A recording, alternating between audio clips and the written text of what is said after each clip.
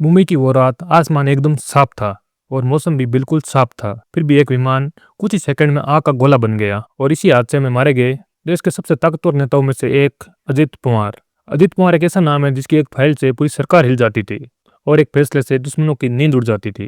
लेकिन सवाल यह है कि अजित पवार की मौत केवल एक हादसा थी। चलिए देखते हैं। विमान ने जैसे ही मुंबई एयरपोर्ट से उड़ान भरी, सब कुछ बिल्कुल सामान्य था। ना कोई मौसम की चेतावनी, ना कोई तकनीकी अलर्ट। कंट्रोल स्क्रीन पर भी सिग्नल एकदम मजबूत था, स्पीड सामान्य थी और पायलट की आवाज़ में किसी भी प्रकार का कोई तनाव नहीं था। लेकिन उड़ान के सिर्फ 11 मिनट बाद कुछ ऐसा हुआ जिसकी उम्मीद किसी ने नहीं की थी। कंट्रोल रूम में बैठे अफसर एक दूसरे के सामने देखने लगे थे और सिग्नल कमज़ोर पड़ रहा था और को पायलट थोड़ा घबराया हुआ था और आवाज़ अचानक कट जाती है और ठीक उसी समय रेडार से भी कांटेक्ट टूट जाता है। आसमान में एक बड़ी चमक हुई और देखते ही देखते वो विमान आग का गोला बन जाता है और कुछ ही सेकंड में सब खत्म हो जाता है। सैकड़ों सवाल पैदा हो जाते हैं, लेकिन जो हमारी असली कहानी है वो तो अब शुरू होने वाली है। हमले के कुछ ही घंटे बाद जान जैसी हरकत में आ जाती है। एक तरफ मलबा समुद्र से बाहर निकाला जा रहा था, हर टुकड़ा, हर वायर, हर जला हुआ पार्ट एक सवाल बन चुका था। शुरुआती रिपोर्ट में से केवल एक तकनीकी खराबी बताया गया, लेकिन जैसे जैसे जांच आगे बढ़ी सवाल बदल गए। ब्लैक बॉक्स मिला, लेकिन हैरानी की बात यह थी कि वो आधा जला हुआ था, जबकि नियमों के मुताबिक लगभग उसको सुरक्षित रहना था। पायलट की आखिरी रिकॉर्डिंग सुनी, लेकिन वो बार बार कट रही थी, जैसे कोई सिग्नल नहीं बल्कि कुछ और जानबूझकर तोड़ दिया गया हो। और फिर सामने आया सबसे चौंकाने वाला तथ्य। उड़ान से ठीक पहले विमान का फ्यूल बदल दिया गया था। अब यह आदेश किसने दिया, क्यों दिया और किस आधार पर दिया, इन सवालों का कोई सीधा जवाब नहीं था।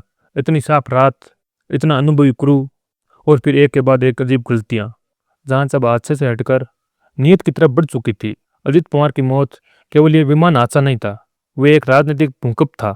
हादसे के अगले ही दिन दिल्ली से मुंबई तक फोन कॉल की लाइन लग गई थी। कुछ सवाल पूछे जा रहे थे और कुछ सवाल पूछने से पहले ही दबा दिए गए थे, क्योंकि अजित पवार के पास एक ऐसी फाइल थी जो अगर सामने आ जाती तो सत्ता के कई चेहरे हमेशा के लिए बेनकाब हो जाते थे। बताया जाता उस फाइल में केवल नाम नहीं थे, तारीख थी, उसमें लेन देन के सबूत थे और वो फैसले थे जो कभी कागजों पर आने ही नहीं चाहिए थे। लेकिन हैरानी की बात यह थी कि हादसे के 12 घंटा बाद अजित पवार का ऑफिस पूरी तरह सीज कर दिया गया था। अंदर घुसने की इजाज़त सिर्फ 3 लोगों को मिली थी। जब अगली सुबह कमरा दोबारा खोला गया था तो वो फाइल उसमें नहीं मिली। कोई ज़बरदस्ती का निशान नहीं, ना ही कोई ताले टूटे थे।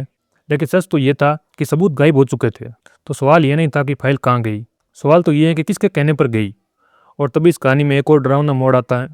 विमान हादसे की खबर जब टीवी चैनल पर चल रही थी, उसी वक्त जांच एजेंसियों के सामने एक और जानकारी आई। हादसे के ठीक 22 मिनट पहले अजित पवार ने एक आखिरी कॉल किया। ये कॉल ना ही किसी परिवार को था और ना ही किसी पॉलिटिकल साथी का था। ये कॉल थी एक ऐसे नंबर पर जो सरकारी रिकॉर्ड में मौजूद ही नहीं है, और कॉल की अवधि सिर्फ 37 सेकंड। लेकिन उन्हीं 37 सेकंड में वो बात कही गई जिसने पूरे केस को उल्टा कर दिया। अगर मुझे कुछ हो जाए तो समझ लेना ये एक्सीडेंट नहीं, सब प्लान किया गया है। और कॉल करते ही फ़ोन स्विच ऑफ हो जाता है। उस नंबर को फिर कभी ट्रेस नहीं किया जा सका, न लोकेशन मिली, न मालिक का नाम। तो सवाल यह कि अजित पवार किसे चेतावनी दे रहे थे और किससे डर रहे थे, क्योंकि अगर ये कॉल सच थी तो ये हादसा नहीं, एक आखिरी इशारा था। जांच आगे बढ़ती रही, लगातार फाइलें खुलती रही, रिपोर्ट आती रही, लेकिन हर जवाब के साथ एक नया सवाल खड़ा हो जाता था। और जांच एजेंसियों ने कहा कोई ठोस सबूत नहीं मिला, लेकिन जो मिला वो सबसे बड़ा सबूत बन गया था। ब्लैक बॉक्स आधा जला क्यों मिला? अगर ये तकनीकी खराबी थी तो पायलट की आवाज़ बार बार क्यों कट रही थी?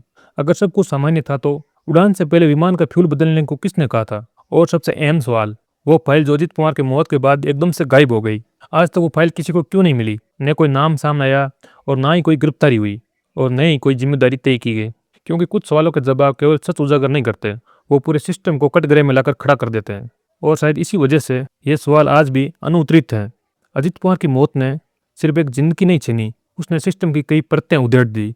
एक कुर्सी खाली हो गई, लेकिन उस कुर्सी के साथ जो राज दफन हुए वो आज भी जिंदा हैं। कागजों में केवल ये विमान हादसा था और फाइलों में एक बंद केस और रिपोर्ट्स में एक दुर्भाग्यपूर्ण हादसा। लेकिन इतिहास गवाह है, कुछ मौतें वो सवाल बन जाती हैं, डर बन जाती हैं और आने वाले वक्त के लिए एक चेतावनी छोड़ जाती हैं। आपको क्या लगता है, केवल ये हादसा था या फिर एक सोची समझी साजिश? अपनी राय कमेंट में जरूर दीजिएगा। वीडियो अच्छा लगे तो लाइक कर, चैनल को सब्सक्राइब जरूर कर लीजिएगा। Thanks for watching. जय हिंद, जय भारत।